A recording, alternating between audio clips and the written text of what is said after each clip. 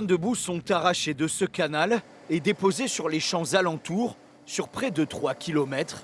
J'enlève la vase qui est dans la rivière. J'ai un repère sur mon godet et j'enlève partout la même épaisseur. Cette opération de curage est censée faire baisser le niveau de l'eau et faciliter son évacuation vers la mer. Les travaux ont commencé il y a une semaine et se dirigent vers la maison d'Isabelle et Bruno. Le Watringue est juste devant chez vous en fait. Ah oui, complètement, oui. De quoi susciter l'espoir d'une protection contre les inondations. On espère que ça aura un impact, quoi. Si ça n'a pas d'impact... Ouais, parce qu'on a quand même subi 4 sinistres chez nous, ici, là. C'est dur. Le souvenir de la catastrophe est encore bien présent. Et à l'époque, plusieurs maires du secteur pointaient le manque d'entretien de ces canaux, les Watringues, comme une cause des inondations.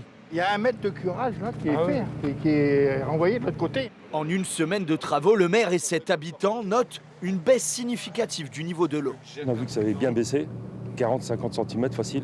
Si c'est entretenu fréquemment, c'est magnifique, quoi. C'est ce qu'il faut de toute façon.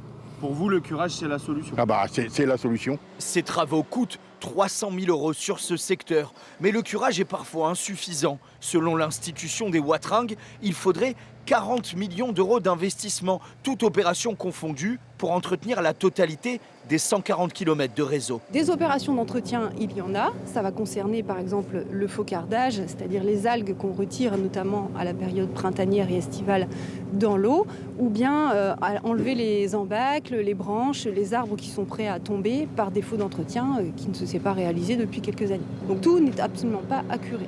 D'autres opérations vont donc être lancées dans les prochains mois pour tenter de prévenir de nouveaux épisodes d'inondation.